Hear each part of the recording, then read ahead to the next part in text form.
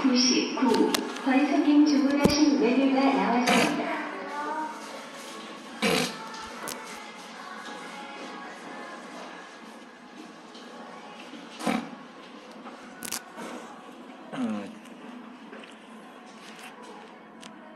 또 음료를 시킨 후에 우선 마시고 시작을 하도록 하겠습니다.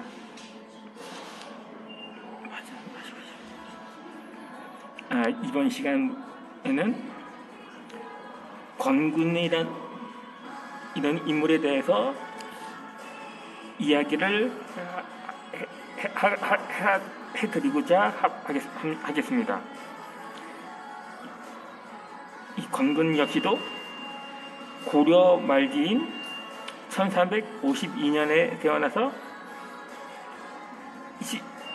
1409년 그러니까 조선 건국 초기까지 살았던 개혁가로서 우선 그에 대한 태생에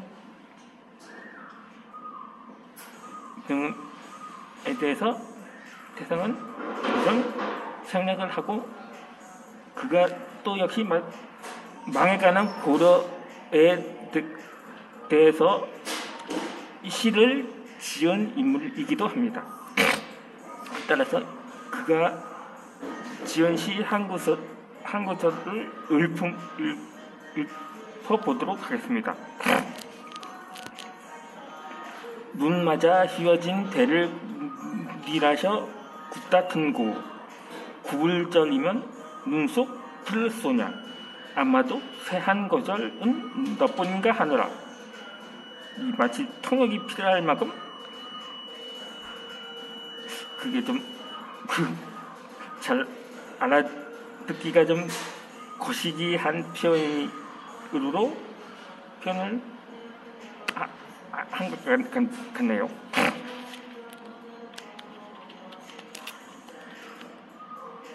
이 마찬가지로 조선의 세 번째 왕인 태종 이방원의 스승으로서 그 태종이 이방원이 왕위에 오를 때 그를 관리로 채용하려고 했으나 거절을 하고 당시 그러니까는 고려에 대한 정조를 지켰다고 볼 수가 있었던 거죠.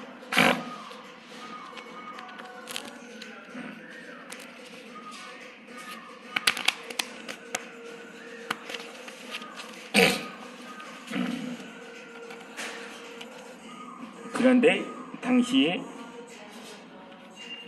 그러한 권근에 대한 공격도 만만치 않았음을 볼 수가 있었습니다.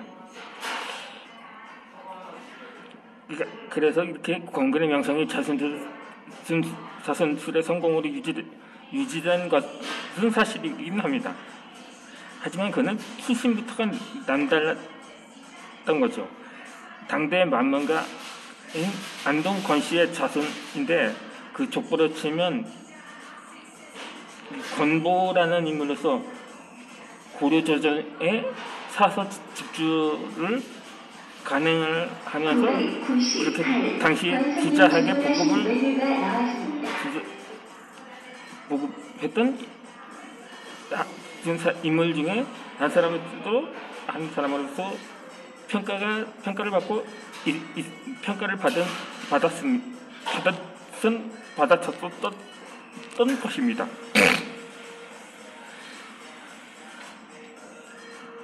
그 당시 권보의 사위 이재현은 고려 구신 세력의 영수였던 이색의 스승이기도 했었고 당시 이색은 18살에 권군을 문과를 급제시켰던 그러니까 좌주 그러니까 과거제도의 시험관이었던 거죠. 하지만 그에게는 천한 피가 섞였다는 꼬리표를 평생 달고 다녔던 정조전과는 달리 면문가의 후예였는데다가 좌주와 문생관계로서 결속됐던 든든한 정치적 배후를 두기도 했었습니다. 그래서 권군의 행보는 가문과 하경으로부터 자유롭지 못했는데 유하고 회관 이외에는 역사의 흐름을 번번이 영위하면서 정치적 실현을 자초하기도 합니다. 그의 제세를 거스른 정치적 오파는 1398년 2월 명나라의 사행을 계기로 시작되었습니다. 이 당시 명나라는 예부는 고려 사신 이름편에서 외교문서를 보내서 신동의 자손으로 알려진 우왕과 창왕에 있다는 왕의 계승을 신란을 했었고, 이때 권고는 이 문서를 귀국이라서 개인적으로 뜯어봤었던 것입니다. 그리고 그해 9월에는 귀국해서 문서를 찬양의 외조부인 이임회가 먼저 보이고 나서 도당에 보고를 하게 됩니다. 이임이 아닙니다. 이 창안 보호 대책을 신속히 강구하려는 의도에서 취한 비상조치였다고 하지만 그것은 이 정상적인 보고 절차를 위반한 월권 행위였던 것입니다. 게다가 같은 해 11월에는 혁신 세력에 의해 동왕왕이 옹립되었고 이로 인해서 그 계획이 실패로 돌아가게 되었던 것입니다. 이 권군의 또 다른 판단착오는 같은 해 10월에도 있었습니다. 당시 창왕 옹립의 악전 혁신 이승인이 대간의 탄핵을 받자 그를 변호하는 장문의 사설을 올리게 됩니다. 이 고려 사절료라는 이 정황에 대해서 이승인이 재주는 있지만 한실의 실수가 잦았고 권군이 구원하는 말도 불편하다고 할 수 없다고 평가했던 것입니다. 사료를 정리한 조선건국 세력의 관점에서 고려 구세력의 사적인 결착을 꼬집은 것이었죠. 결국 이로 인해서 권군은 이승인과 편당했다는 제목으로서 황해도 이 우봉 지역에 위배되었다가 12월부터 경상도의 영해, 홍해, 김해 등지로 유배지를 전전하게 됩니다. 유배중이 전 1390년 5월에는 이성계의 명나라 침공 계획을 황제에게 허위 보고한 윤희와 이초 사건에 연루되어서 청주 옥에 갇혔다가 7월에 전라도 익주에 유배를 당하게 됩니다. 1491년 3월에는 비로소 종편이 허락돼서 충주 양천에 응가하며 조선을 건국하게 되었던 것입니다. 그러니까 유배에서 해제되었던 거죠.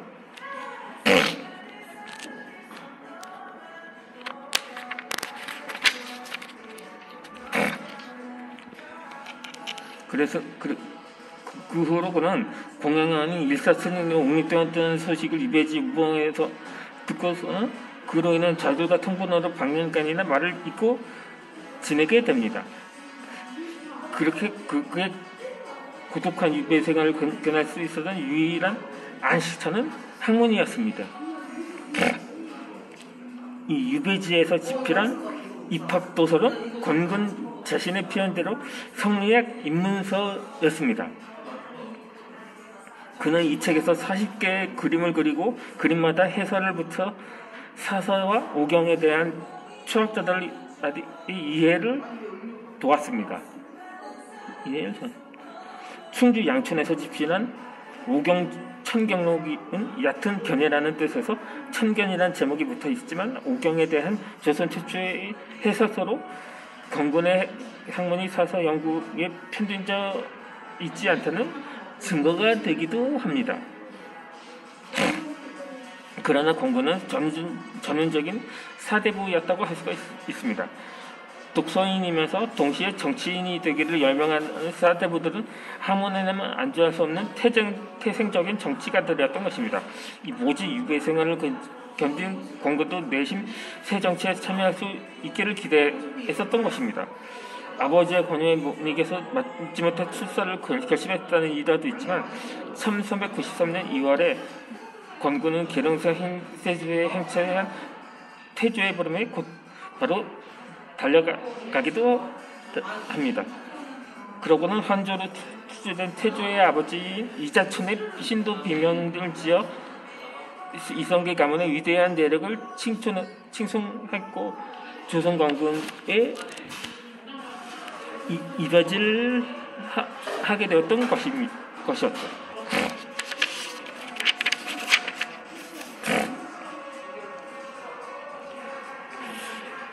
그러니까 그 고려를 무너뜨린 새 왕조에 대한 일종의 충성심이었던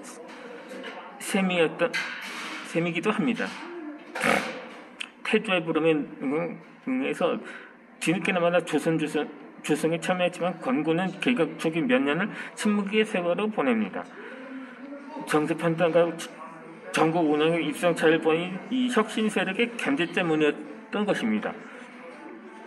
이 보수적인 권고는 안정적인 전국 운영과 수렴성 유지적 대외 정책을 표방했지만 이 혁신 세력은 지속적인 제도 개혁과 팽창적인 대외 정책을 추구했기 때문에